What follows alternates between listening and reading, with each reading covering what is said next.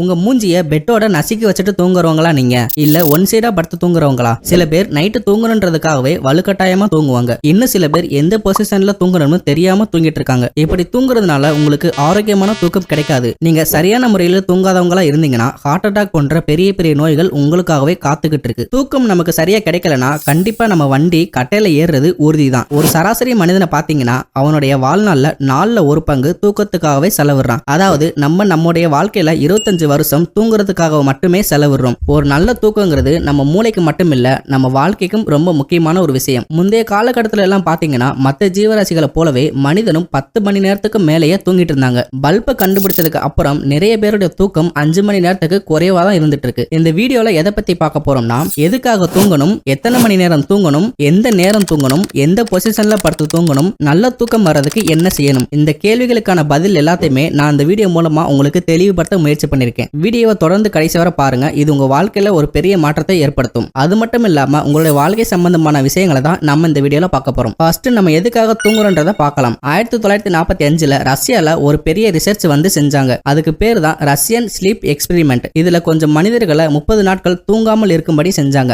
30வது நாள் இவங்களை பார்த்து அந்த ரிசர்ச் பண்ணவங்களே அலறி அடிச்சு ஓடினாங்க.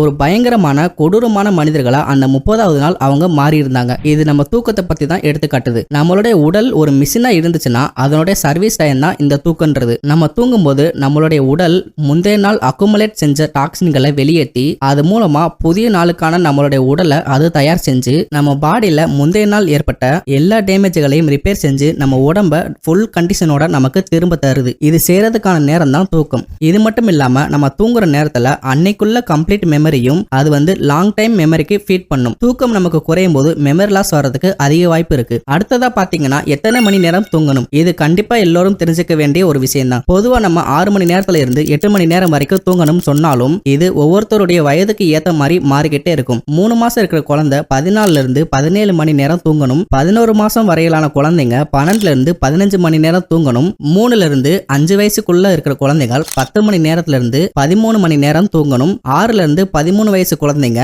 9 to 11 மணி நேரம் தூங்கணும். 14 to 18 வயசு இருக்கிறவங்க 8 மணில இருந்து 10 மணி நேரம் தூங்கணும். 25 to 40 வயசு இருக்கிறவங்க 7 இருந்து 9 மணி நேரம் தூங்கணும். 45 to 65 வயசு இருக்க பெரியவங்க 7 இருந்து 9 மணி நேரம் தூங்கணும். அதாவது மினிமம் இந்த ரேஞ்சில தான் தூங்கணும்னு ஆராய்ச்சியாளர்கள் சொல்றாங்க. நெக்ஸ்ட் பாத்தீங்கன்னா எந்த நேரம் தூங்கலாம்? அதாவது அறிவியல் உலகம் தூங்குறதுக்கான பெஸ்ட் டைம்னு எதை சொல்றாங்கன்னு பாத்தீங்கன்னா இரவு 8 மணில இருந்து 12 மணிக்குள்ள தூங்கணும்னு சொல்றாங்க. இந்த நேரம் தூங்குறதுனால நம்மளோட பாடி டெம்பரேச்சரும் அட்மாஸ்பியர் டெம்பரேச்சரும் சமநிலையில இருக்கும். இதனால இந்த நேரம் நம்ம தூங்குறதுக்கு ஒரு பெர்ஃபெக்டான நேரமா இருக்குன்னு சொல்றாங்க. இந்த 8ல இருந்து 10 மணி நேரத்துக்குள்ள எது தூங்குறதுக்கு பெஸ்ட் டைம்னு நீங்க கேட்டீங்கன்னா நைட்டு 10 மணி தான் ஐடியல் டைம். சோ நைட்டு 10 மணில இருந்து காலையில 6 மணி வரை தூங்குறது தான் பெஸ்ட் டைம் பீரியட். அடுத்ததா பாத்தீங்கன்னா எந்த பொசிஷன்ல படுத்து தூங்கணும்? எந்த அளவுக்கு நம்ம தூக்கம் முக்கியமோ அதே அளவு நம்ம தூங்குற பொசிஷனும் நமக்கு ரொம்பவே முக்கியம். இந்த காலத்துல 70% பேர் தூங்குற முறையை குறித்து எந்த ஒரு வழிமுறையும் தெரியாம இருக்காங்க. சரியான முறையில நம்ம தூங்கலன்னா நோய்களை நம்மளே வர வைக்கிறதுக்கான வழின்னு ஆயுர்வேதம் சொல்லுது. தூக்கமின்மை,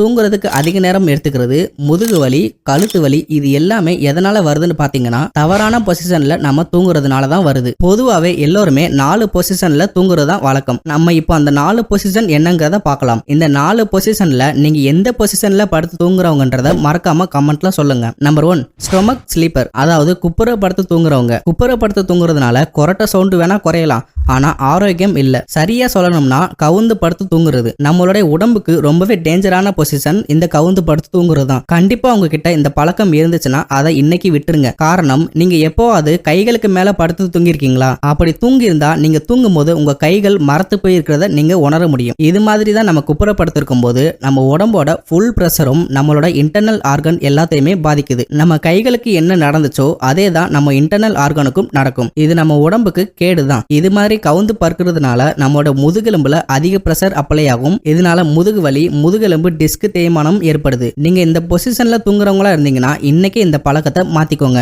2வது பொசிஷன் தான் ரைட் சைடு ஸ்லீப்பர். வலது பக்கமா திரும்பி படுக்கிறதும் நம்ம குப்புற படுக்கிற மாதிரியே ஒரு டேஞ்சரான பொசிஷன் தான். நம்முடைய ஹார்ட்ல இருந்து வரக்கூடிய ஆர்த்தரிஸ் இடது பக்கமா கருவா போகுது. நம்ம வலது பக்கமா சரிஞ்சு படுக்கும்போது இந்த ஆர்த்தரிஸ் பெர்பெண்டிகுலரா மேல ஆகுது. இதனால பிளட் பம்ப் பண்ணும்போது ஹார்ட்டுக்கு அதிகமா ஸ்ட்ரெயின் செய்ய வேண்டியது இருக்கும். கொஞ்ச நாள் போக போக தான் உங்களுக்கு பிரச்சனைகளை உருவாக்குது. இது மட்டும் இல்லாம ஸ்டொமக் உடைய பொசிஷனும் கிட்டத்தட்ட இது மாதிரி தான். நம்ம வலது பக்கமா சரிஞ்சு படுக்கும்போது நம்ம வயித்துல உள்ள டைஜஸ்டிவ் ஃப்ளூயிடு நம்ம வாய்க்கு வரும். இதனால டைஜஷன் சரியா நடக்காது, அசிடிட்டி உருவாகுது, வாய் துர்நாற்றம் போன்ற பிரச்சனைகளும் வருது. Number 3 position back sleeper position.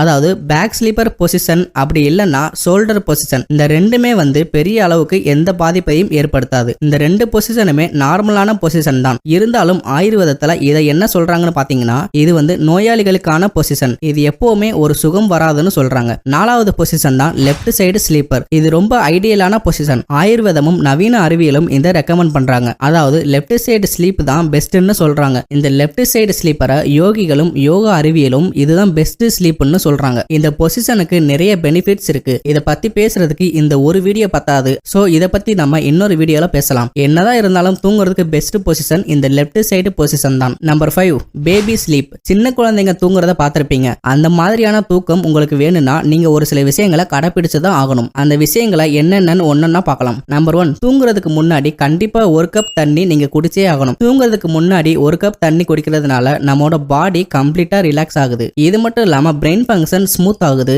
இதனால நல்ல தூக்கம் நமக்கு கிடைக்குது. நம்பர் 2 ஒரு பெட் ரொட்டீனை நீங்க ஃபாலோ பண்ணணும். நம்மளுடைய பிரெயின் பாத்தீங்கன்னா ஒரு கம்ப்யூட்டர் மாதிரி தான் வேலை செய்யுது. ஒரு பெட் டைம் ரொட்டீனை நம்ம ஃபாலோ பண்றதுனால நம்ம தூங்க போறோம் அப்படிங்கறத கமெண்டா பிரெயினுக்கு அனுப்பிடுது. சோ பிரெயினும் தூங்குறதுக்கான ஃபங்க்ஷனை ஸ்டார்ட் பண்ணிடும். இனிமே ஏதாவது ஒரு பெட் டைம் ரொட்டீனை கண்டிப்பா ஃபாலோ பண்ணுங்க. அதாவது தூங்குறதுக்கும் பெட்ல படுக்கிறதுக்கும் 10 நிமிஷத்துக்கு முன்னாடியே சாங்ஸ் கேட்கறது, ஏதாவது புக் படிக்கிறது, குளிக்கிறது, இது மாதிரி ஏதாவது ஒண்ணு நீங்க பெட் டைம் ரொட்டீனா ஃபாலோ பண்ணணும். இது மூலமா தூக்கத்துக்கான சுவிட்சை நம்ம பிரெயின்ல நம்ம ஆன் பண்ணலாம். 3வதா பாத்தீங்கன்னா தூங்குறதுக்கு 1 மணி நேரம் முன்னாடியாவது ப்ளூ லைட்டை அவாய்ட் பண்ணணும். அதாவது டிவி, கம்ப்யூட்டர், மொபைல் போன் இது மூலம் வரக்கூடிய ப்ளூ லைட் கண்டிப்பா நம்ம அவாய்ட் பண்ணியே ஆகணும். காரணம் இது நம்ம கண்ணோடைய ரெட்டினால டீப்பான இம்ப்ரெஷனை கிரியேட் பண்ணுது. இதனால பிரெயினுக்கு தூங்காம இருக்கக்கூடிய சிக்னலை எப்பவும் கொடுத்துக்கிட்டே இருக்கும். காரணம் ப்ளூ லைட் எப்பவுமே பகல் நேரங்கள்ல தான் இருக்கணும். நம்பர் 4 பாத்தீங்கன்னா ஃபிக்ஸ் டைம் டு ஸ்லீப். ஒரு ஃபிக்ஸட் டைம்ல தூங்குறதுனால நம்ம உடல்ல உள்ள இன்டர்னல் பிளாக் ஒர்க் ஆகும். இதனால நம்ம கரெக்ட் டைம்ல தூங்கவும் கரெக்ட் டைம்ல எந்திரிக்கவும் செய்யலாம். இதை ஃபாலோ பண்றது ரொம்பவே முக்கியம். Number 5 bedroom plant. பெட்ரூம் பிளான்ட்ஸான money plant, aloe vera, snake plant, lucky bamboo இதுல ஏதாவது ஒண்ணு பெட்க்கு பக்கத்துல வளர்த்துருங்க. இது எல்லாம் வளர்க்கறதுனால நிறைய நன்மைகள் கிடைக்குது. இதுக்கெல்லாம் நைட் டைம் ஆக்சிஜன் ப்ரொடியூஸ் செய்யக்கூடிய கெப்பாசிட்டி இருக்கு. இது வளர்க்கறதுனால கண்டிப்பா உங்களுக்கு நல்ல தூக்கம் கிடைக்கும். சோ நல்ல ஒரு தூக்கத்துக்கான வழிமுறைகளை தான் இந்த வீடியோல என்னால முடிஞ்ச அளவுக்கு உங்களுக்கு சொல்லியிருக்கேன். இந்த எல்லா பாயிண்டையுமே நீங்க ஸ்டார்ட் பண்றதுக்கு முன்னாடி ஸ்டார்ட் அப்படின்னு கமெண்ட் பண்ணுங்க. இதை ரெகுலரா ஃபாலோ பண்ணி உங்களுக்கு நல்ல முறையில தூக்கம் வந்துருச்சுன்னா இந்த வீடியோக்கு கீழே உங்களோட ஃபீட்பேக்கை சொல்லுங்க. அதை பார்த்து நான் மட்டும் இல்ல மற்றவங்களும் தெரிஞ்சுக்கிறட்டும். எது எப்படியோ இந்த வீடியோ உங்களுக்கு ரொம்பவே யூஸ்ஃபுல்லா இருக்குன்னு நம்புறேன். இந்த வீடியோவை எவ்வளவு ஷேர் பண்ண முடியுமோ அவ்வளவு ஷேர் பண்ணுங்க. நீங்க என்ன நம்ம சேனலை சப்ஸ்கிரைப் பண்ணாம பார்த்துட்டு இருந்தீங்கன்னா சப்ஸ்கிரைப் பண்ணிட்டு இந்த வீடியோக்கு ஒரே ஒரு லைக் பண்ணுங்க. மீண்டும் அடுத்த ஒரு வீடியோல சந்திப்போம். பாய்.